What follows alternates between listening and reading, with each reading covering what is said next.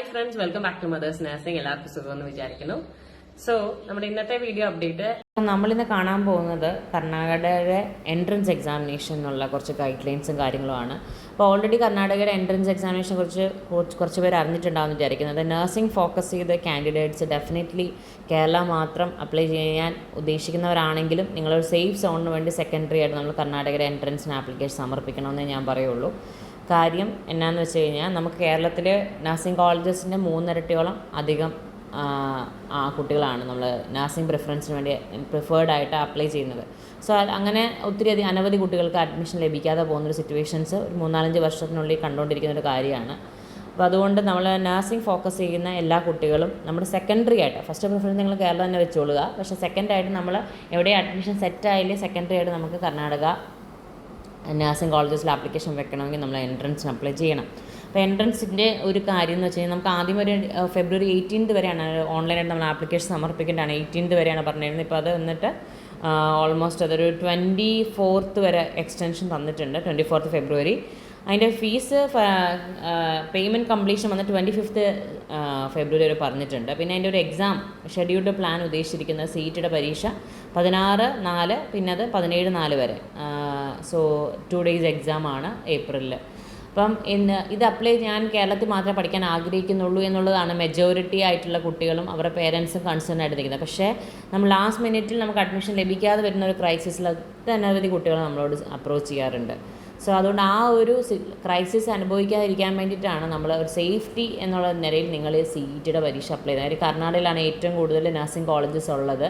പക്ഷേ അതുപോലെ തന്നെ ഞാൻ തുടക്കമേ പറയുന്നു, നിങ്ങളൊരു അഡ്വർടൈസ്മെൻറ്റ് ബേസിസിലൊന്നും അല്ല നമ്മൾ കോളേജസ് സോർട്ട് ചെയ്യുന്നത്. എപ്പോഴും നമ്മൾ മനസ്സിലാക്കേണ്ടത് എപ്പോഴും അപ്രൂവലും അഫിലിയേഷൻസും ടീച്ചിങ് സപ്പോർട്ടും പ്രോപ്പർ റെക്കഗ്നൈസേഷൻ പ്ലസ് പ്രോപ്പറായിട്ട് അത്യാവശ്യം പ്രോപ്പറായിട്ട് റൺ ചെയ്യുന്ന കോളേജസ് ആണ് മേക്ക് ഷുവർ ചെയ്തിട്ടാണ് നമ്മളെപ്പോഴും അഡ്മിഷൻസിലേക്ക് പോകേണ്ടത്. അപ്പോൾ അങ്ങനെ സംശയമുള്ളവരൊക്കെ ഉണ്ടെങ്കിൽ മദേഴ്സ് നഴ്സിംഗ് ഒഫീഷ്യൽ നമ്പറിൽ ചോദിക്കാം. കോമൺ ഡൗട്ട്സ് ആണ് ഞാൻ വീഡിയോസിലേക്ക് പോസ്റ്റ് ചെയ്യുള്ളൂ. അപ്പം എനിക്ക് പറയാനുള്ളതെന്ന് വെച്ചാൽ ഇപ്പോൾ CET എൻട്രൻസ് ഉണ്ടെങ്കിൽ നമുക്കതിൻ്റെ സേഫ് സോണായിട്ട് നമ്മൾ ഇഷ്ടപ്പെടുന്ന ഒരു കോളേജസ് പ്രിഫറൻസ് വെക്കാൻ സാധിക്കും. CET ഇല്ലെങ്കിൽ എന്ന് വെച്ച് കഴിഞ്ഞാൽ നമുക്ക് last supplementary allotment basis labs വരുന്ന സീറ്റിലുള്ള കോളേജസിലേക്ക് മാത്രമേ നമുക്ക് അഡ്മിഷൻസിലേക്ക് പോകാൻ സാധിക്കുകയുള്ളൂ. പ്രത്യേകിച്ച് നമ്മൾ കേരളത്തിൽ കിട്ടുന്നില്ല, കേരളത്തിന് പുറത്തേക്ക് നമ്മൾ ചൂസ് ചെയ്യാൻ ഉദ്ദേശിക്കുന്നതാണെങ്കിൽ. അപ്പോൾ ആദ്യമേ തന്നെ നമ്മളെപ്പോഴും നല്ല കോളേജസ് പ്രിഫർ ചെയ്യാനേ ഞാൻ പറയുള്ളൂ. അപ്പോൾ കോളേജസിൻ്റെ ഇൻഫ്രാസ്ട്രക്ചറിലല്ല കാര്യം, എപ്പോഴും മേക്ക് ഷുവർ ചെയ്യുക പ്രോപ്പർലി ഫങ്ഷനിങ് ആണോ. ബിക്കോസ് ഒരു കോമ്പൗണ്ടിൽ തന്നെ 2-3 കോളേജ് റൺ ചെയ്യുന്ന സിറ്റുവേഷൻസ് പല കുട്ടികളും പറഞ്ഞ് എനിക്ക് പേഴ്സണൽ ടെക്സ്റ്റ് ചെയ്തിട്ടുണ്ട്. അതിൽ ഒരു കോളേജിന് അപ്രൂവലും 2 കോളേജിന് അപ്രൂവൽ ഇല്ലാത്തൊരു സാഹചര്യങ്ങൾ. അപ്പോൾ അങ്ങനെയുള്ള അബദ്ധത്തിലേക്ക് പോകരുത്. നന്നായിട്ട് എൻക്വയറി ചെയ്തിട്ട് വേണം നഴ്സിംഗ് അഡ്മിഷൻസിലേക്ക് ഒരു കോളേജ് സോർട്ട് ചെയ്യുമ്പോൾ ശ്രദ്ധിക്കേണ്ടത്. കാര്യം നമ്മൾ പ്രത്യേകിച്ച് ഒരു എഡ്യൂക്കേഷൻ ലോണ് അങ്ങനെയുള്ള ആപ്ലിക്കേഷനിലൊക്കെ നമ്മൾ ഫർദറായിട്ട് അല്ലെങ്കിൽ നമ്മൾ ഗൾഫ് കൺട്രീസിലേക്കൊക്കെ മൂവ് ഓൺ ചെയ്യുമ്പോഴും കോളേജിൻ്റെ സൈഡിൽ നിന്ന് നമുക്ക് സർട്ടിഫിക്കേഷൻ എടുക്കുന്ന സമയത്ത് ഒരു ഇഷ്യൂസ് വരാതിരിക്കാൻ വേണ്ടി ഞാൻ അഡ്വാൻസ് ആയിട്ട് പറയുകയാണ്. അപ്പോൾ നമ്മളെപ്പോഴും കേരളത്തിൽ പഠിക്കുന്നതാണോ സേഫ്, കേരളത്തിന് പുറത്താണല്ലോ. നമ്മൾ എവിടെ പഠിച്ചാലും അപ്രൂവലുള്ള കോളേജിൽ പഠിക്കാമെന്നാണ് first and foremost thing. Secondly ഇതിനെക്കുറിച്ച് കൃത്യമായ അറിവുള്ള ആൾക്കാരോട് മേക്ക് ഷുവർ ചെയ്തിട്ട് വേണം നമ്മൾ മൂവ് ചെയ്യാനായിട്ട്.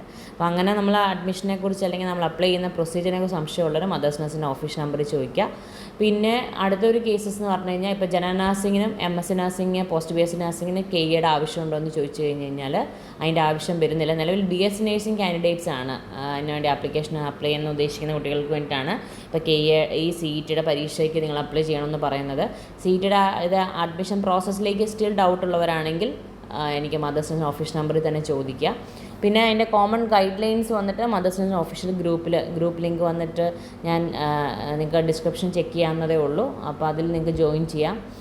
പിന്നെ അടുത്തതായിട്ട് എനിക്ക് പറയാനുള്ളതെന്ന് വെച്ച് കഴിഞ്ഞാൽ നമ്മൾ എപ്പോഴും കോളേജസിൻ്റെ ഒരു ഫീ സ്ട്രക്ചേഴ്സിനെ കുറിച്ച് മേക്ക് ഷുവർ ചെയ്യുക. കാര്യം നമുക്ക് പല കുട്ടികളും വന്നിട്ട് ഫുൾ എമൗണ്ടും ലോൺ കിട്ടും എന്ന് വിചാരിച്ച് നഴ്സിംഗിലേക്ക് പോകുന്നവരുണ്ട്. അപ്പോൾ നിങ്ങളുടെ ഫിനാൻഷ്യൽ സിറ്റുവേഷൻസ് അനുസരിച്ച് എപ്പോഴും കോളേജസ് അപ്ലൈ ചെയ്യുന്ന മുമ്പ് നമ്മൾ എല്ലാ കാര്യങ്ങളും വെരിഫൈ ചെയ്യുക. ബിക്കോസ് വന്നിട്ട് ഇപ്പോൾ ഒരു എക്സാമ്പിളായിട്ട് ഞാൻ പറയാം, ഒരു 10 lakh ഫീ സ്ട്രക്ചറുള്ള കോളേജസിൽ വന്നിട്ട് അവരുടെ ഹോസ്റ്റലും എല്ലാ പാക്കേജും ഇൻക്ലൂഡ് ആണെങ്കിലും നിങ്ങൾക്ക് വന്നിട്ട് ഇത്ര ഒരു minimal amount of percentage of money ആയിരിക്കും ബാങ്കിൽ നിന്ന് അലോക്കേറ്റ് ചെയ്യുന്നത്. മീതി നമ്മുടെ കയ്യിൽ നിന്ന് കണ്ടെത്തണം.